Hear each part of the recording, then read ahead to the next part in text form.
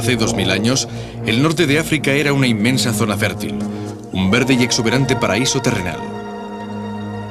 Esta es la historia de dos ciudades romanas y de una de las zonas fértiles más importantes del mundo antiguo. De un niño que primero fue rehén y luego rey ilustrado, y de su esposa, de legendarios progenitores. Pero también es la historia de millares de exveteranos romanos convertidos en agricultores para que el imperio fuera cada vez más rico y poderoso.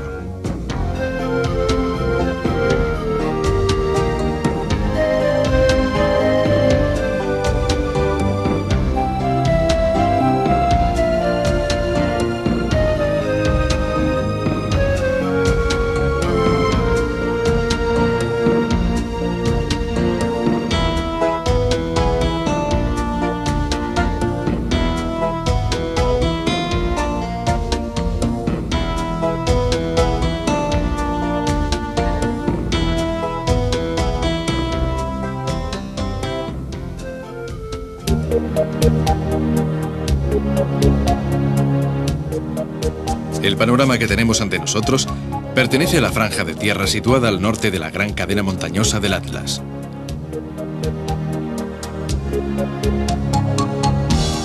Aquí había tierras fértiles, ríos caudalosos, olivos, campos de trigo y comunidades de ricos agricultores.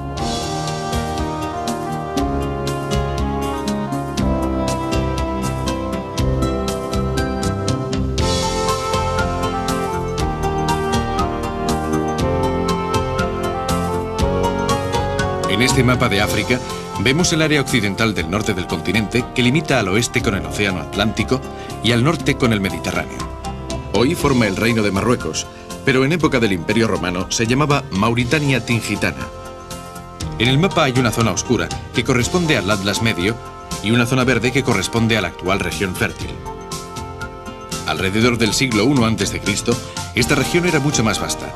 Entonces, en el Atlas nacían caudalosas corrientes de agua que, tras convertirse en ríos poderosos, irrigaban las tierras del valle donde se encontraban las ciudades de Volubilis y al noroeste Banasa, escenarios de nuestro relato.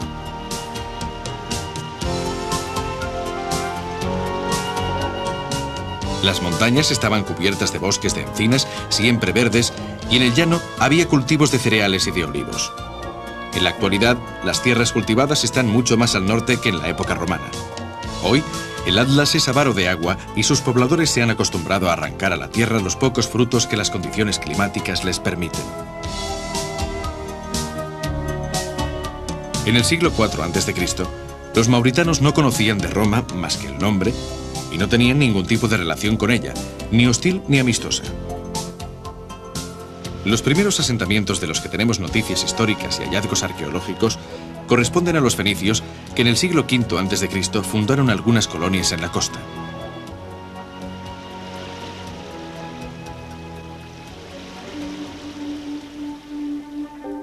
Tras la definitiva conquista de Cartago y después de que César creara en el año 45 a.C. la provincia de África Nova, los romanos conquistaron la zona noroccidental de la actual Argelia y la entregaron a Boco I, rey berebere de Mauritania, que había sido su aliado en la conquista.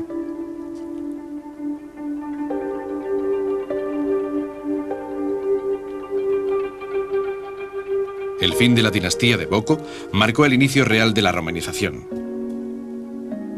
Octaviano, el heredero de César, quien después tomaría el nombre de Augusto en el año 25 a.C., confió la Mauritania cesariana y más tarde la tingitana a Juba II. Juba II se convirtió en rey en el año 25 a.C. y contó con dos importantes capitales: Cesarea, asomada al mar Mediterráneo, y que corresponde al actual Shershel, en Argelia, y Volubilis, a 100 kilómetros al este de Fez.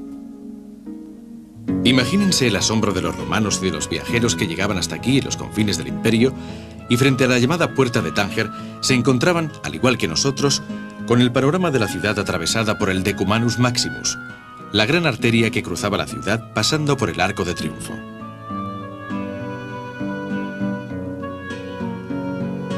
Pero esta escena, Juba II nunca la vio. En efecto, la ciudad que hoy es más visible corresponde a una reedificación posterior realizada entre los siglos II y III después de Cristo por varios emperadores romanos. Los arqueólogos que han excavado Volubilis han encontrado espléndidos testimonios de Juba II. Pero, ¿quién era este rey?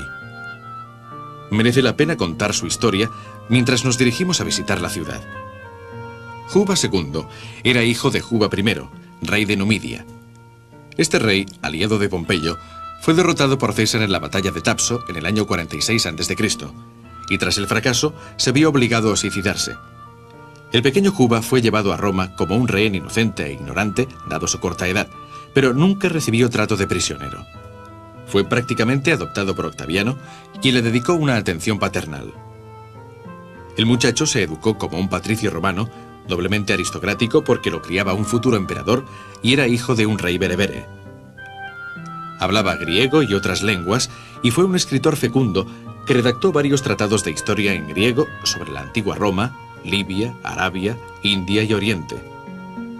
Escribió también 8 libros sobre pintura y otros sobre filosofía, botánica y farmacia, pero sin duda su obra máxima fueron las comparaciones, una especie de diccionario enciclopédico de las lenguas griega y latina en 15 tomos. Un personaje como este solo podía casarse con el fruto de un mito. ¿Y quién mejor que Cleopatra Selene, hija de Cleopatra y Marco Antonio?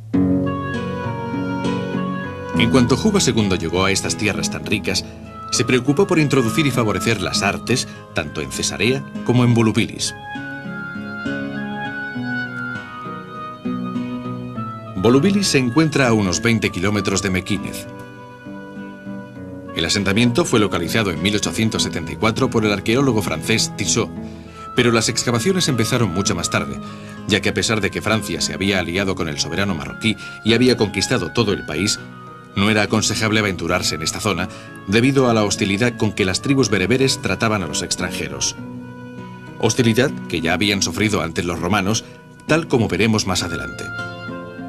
Hubo que esperar hasta 1915 para dar comienzo a las excavaciones realizadas por el Servicio de Antigüedades de Marruecos. Así salieron a la luz los restos púnicos y esta maravillosa ciudad, que sin duda es el enclave arqueológico más importante del país. Recorriendo el decumano máximo, a lo largo del cual se alzaban lujosas viviendas que a menudo tenían la fachada completamente ocupada por tiendas, se llega al foro. En esta plaza, en época de Juba II, se edificaron 2 templos gemelos, poco reconocibles porque posteriormente se construyeron sobre ellos nuevos edificios. Lo que estamos viendo es el fruto del nuevo impulso que los romanos dieron al foro durante el reinado de Septimio Severo. En el lado oriental de la plaza se construyó una basílica de 3 naves.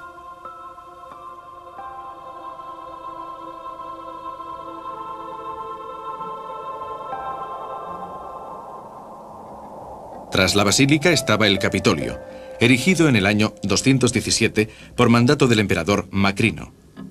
Restauraciones recientes han recuperado la amplia escalinata de acceso y las 4 columnas frontales.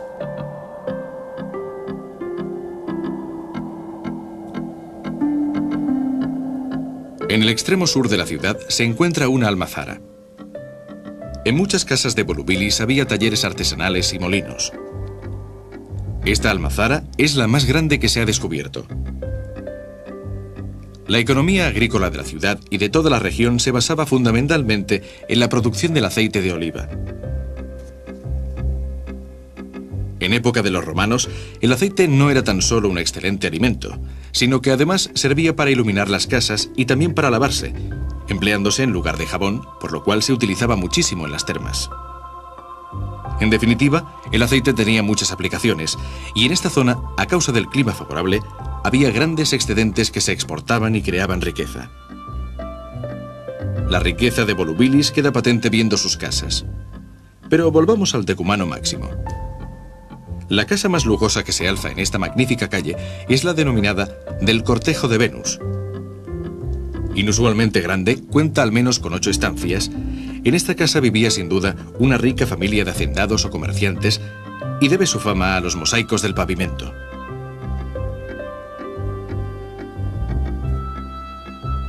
Aquí vemos una carrera de carros arrastrados por ocas y pavos.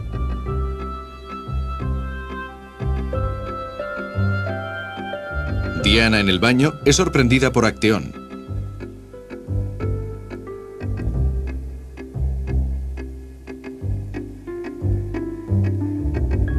Baco y las 4 estaciones.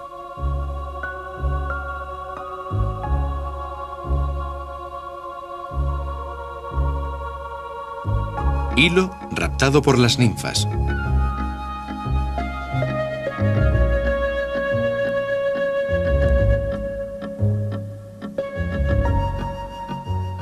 En esta casa había originariamente 2 bustos de bronce de tradición helenística.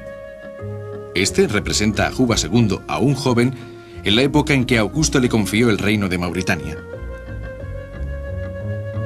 Observen la cinta real que ciñe su cabeza, los labios carnosos y la nariz dilatada, elementos que confieren al personaje características típicas de los bereberes. Sin duda se trataba de un muchacho apuesto, y teniendo en cuenta su refinada cultura, no es difícil imaginar que debió impresionar a la hermosa Cleopatra Selene.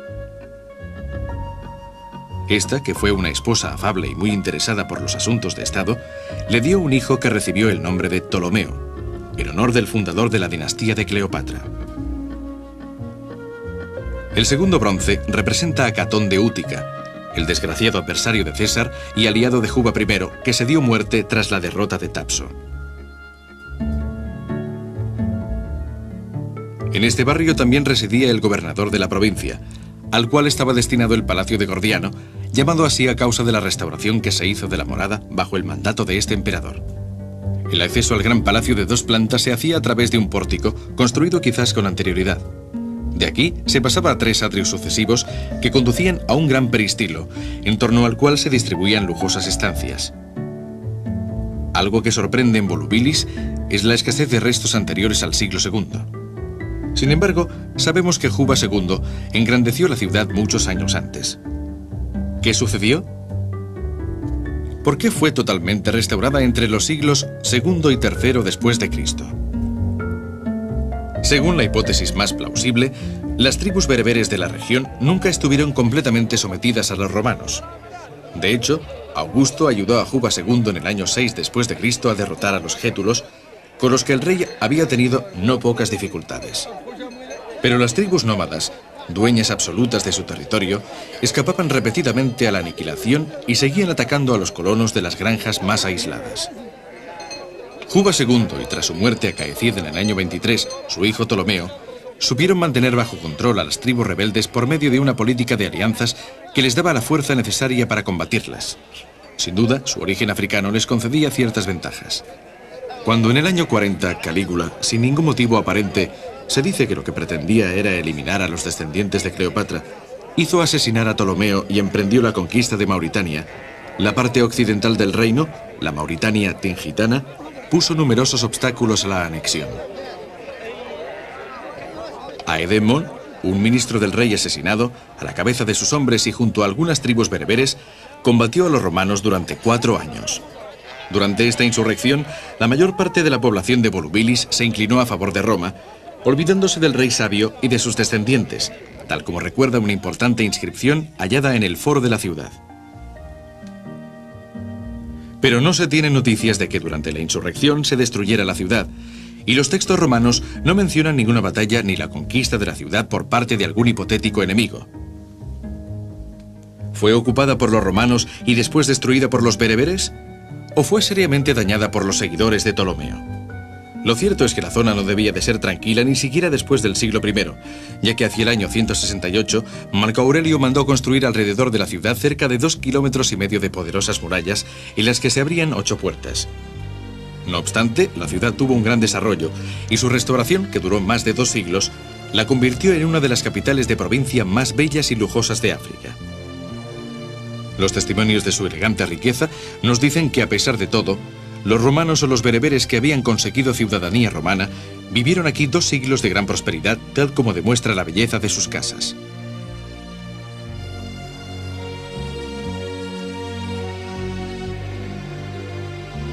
En la casa de Orfeo, que toma el nombre de la escena que aparece en el pavimento del corredor, en la que se representa a Orfeo y algunos animales, abundan las amplias estancias, entre las que destaca la de verano, con sus piscinas.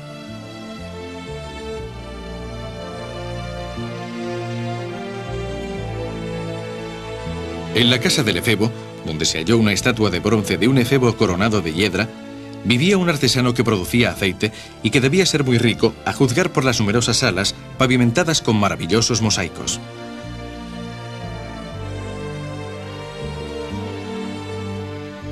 Podemos ver también la casa llamada de las columnas, con su gran impluvium de forma circular. La casa del caballero, con un mosaico que representa a Baco y Ariadna, y otras muchas en las que abundan magníficas obras en bronce.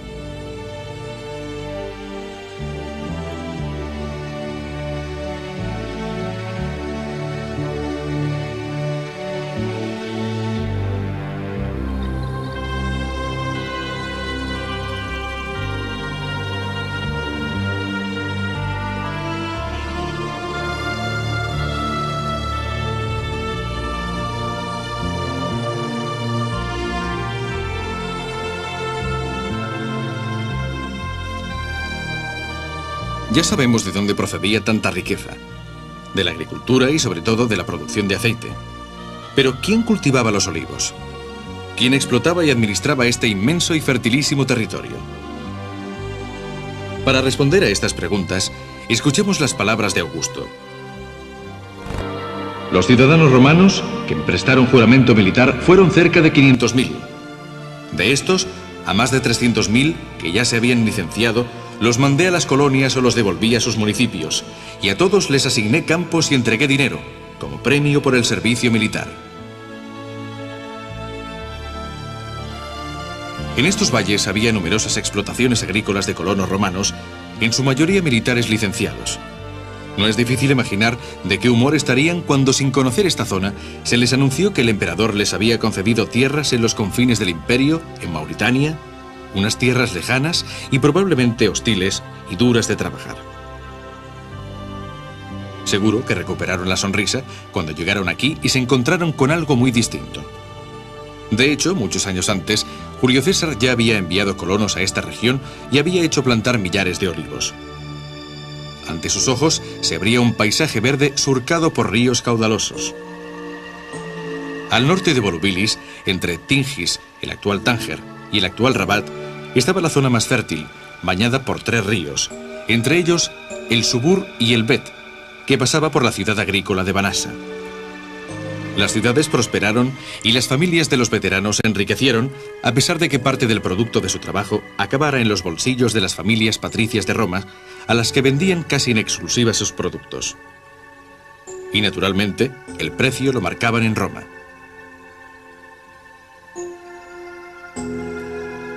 Banasa Valentia se levantaba sobre 2 pequeñas elevaciones de terreno que probablemente construyeron los propios colonos para escapar de las inundaciones periódicas. Por tanto, el agua resultó ser no solo un recurso, sino también un problema. La ciudad se proyectó siguiendo solo en parte la ordenada estructura que era habitual en las ciudades romanas. Aquí no se concedía un gran valor a la arquitectura, aunque no por ello faltara nada de lo necesario. En la basílica se reunía el consejo de la colonia. En el Capitolio se adoraba a Minerva y a Juno. La mayoría de casas de la ciudad contaban con almacenes y prensas.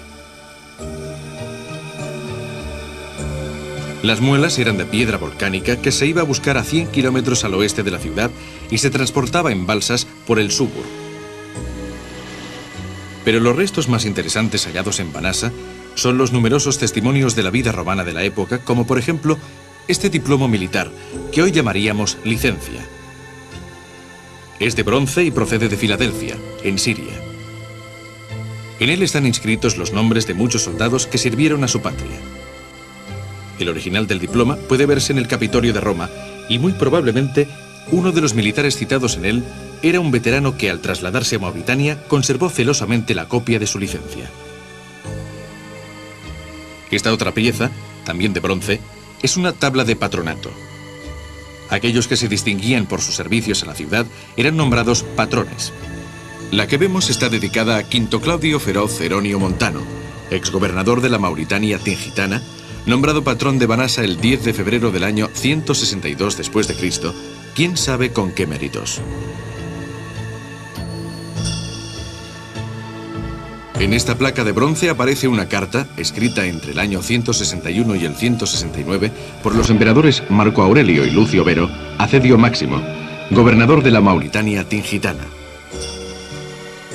La carta informa de la concesión de la ciudadanía romana a un cierto Juliano, noble berebere de la tribu de los cengreses, y a su familia.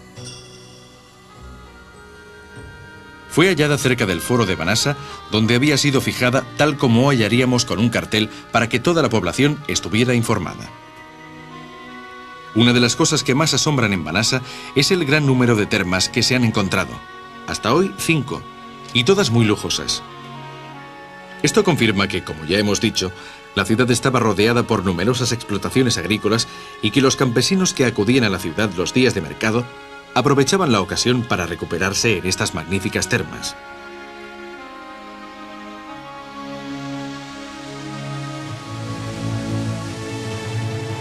En la ciudad no se han encontrado restos que puedan fecharse después del año 275, lo cual indica que los romanos la abandonaron por razones que desgraciadamente desconocemos. Este secreto hermana Banasa con Volubilis, donde la oscuridad del suceso es aún más sorprendente. La obra más imponente debida al procurador imperial Marco Aurelio Sebasteno es el arco en honor de Caracalla y Julia Domna, erigido en Volubilis en el año 217.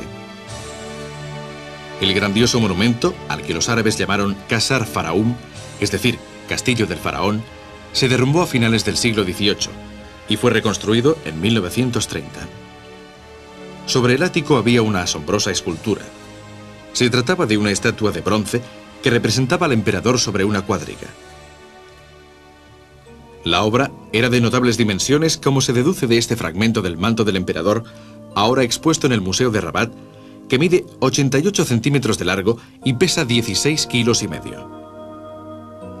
Las paredes del monumento estaban decoradas con medallones que representaban personajes de la familia imperial.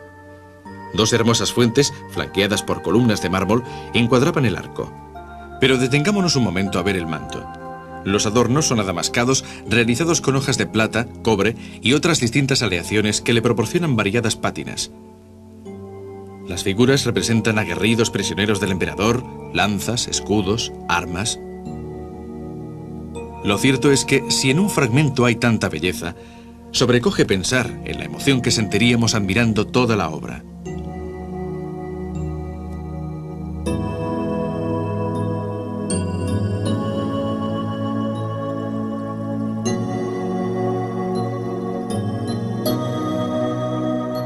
En el siglo III, los romanos embellecieron Volubilis con casas y monumentos maravillosos, decorados con bronces finísimos, como si tuvieran la certeza de que nunca se iban a ir de allí.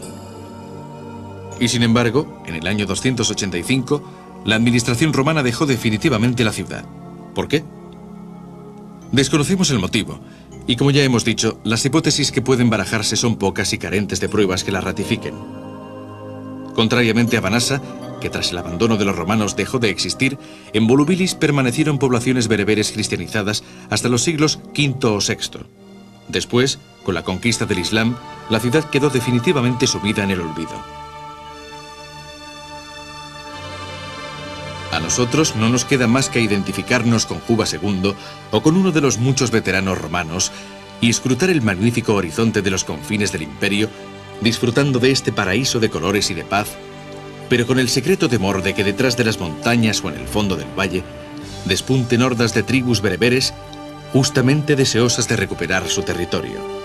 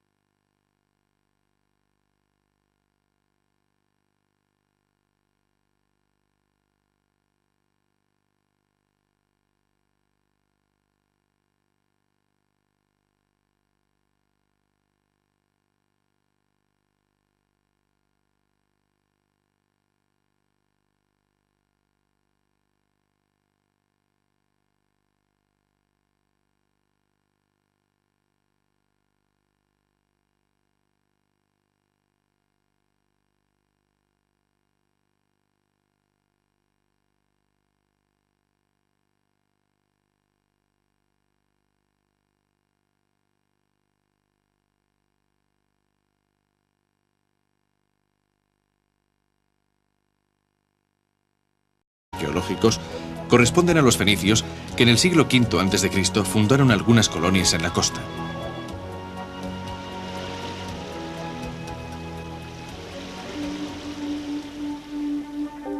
Tras la definitiva conquista de Cartago y después de que César creara en el año 45 a.C. la provincia de África Nova, los romanos conquistaron la zona noroccidental de la actual Argelia y la entregaron a Boco I, rey berebere de Mauritania, que había sido su aliado en la conquista.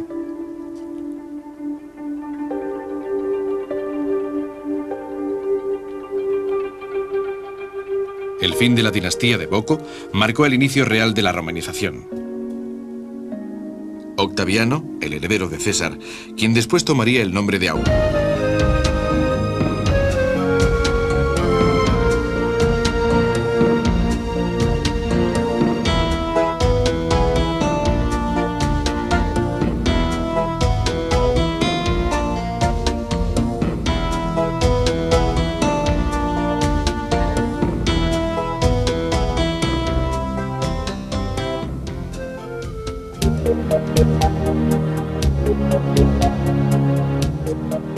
El panorama que tenemos ante nosotros pertenece a la franja de tierra situada al norte de la gran cadena montañosa del Atlas.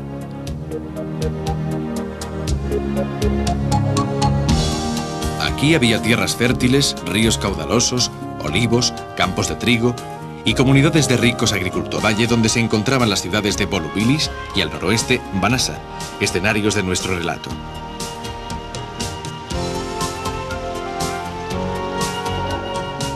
Las montañas estaban cubiertas de bosques de encinas, siempre verdes, y en el llano había cultivos de cereales y de olivos. En la actualidad, las tierras cultivadas están mucho más al norte que en la época romana. Hoy, el Atlas es avaro de agua y sus pobladores se han acostumbrado a arrancar a la tierra los pocos frutos que las condiciones climáticas les permiten. En el siglo IV a.C., los mauritanos no conocían de Roma más que el nombre y no tenían ningún tipo de relación con ella, ni hostil ni amistosa. Los primeros asentamientos de los que tenemos noticias históricas y hallazgos arqueológicos.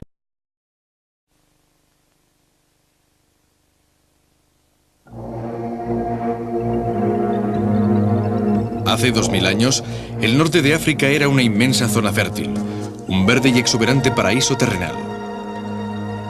Esta es la historia de dos ciudades romanas y de una de las zonas fértiles más importantes del mundo antiguo. De un niño que primero fue rehén y luego rey ilustrado, y de su esposa, de legendarios progenitores. Pero también es la historia de millares de exveteranos romanos convertidos en agricultores para que el imperio fuera cada vez más rico y poderoso.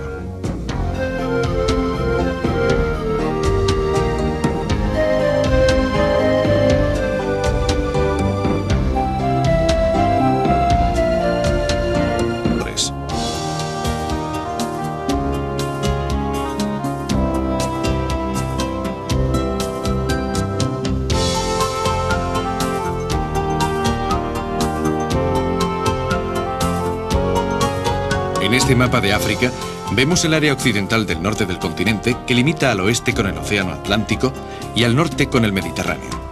Hoy forma el Reino de Marruecos, pero en época del Imperio Romano se llamaba Mauritania Tingitana. En el mapa hay una zona oscura que corresponde al Atlas Medio y una zona verde que corresponde a la actual región fértil. Alrededor del siglo I a.C., esta región era mucho más vasta. Entonces, en el Atlas nacían caudalosas corrientes de agua que, tras convertirse en ríos poderosos, irrigaban las tierras del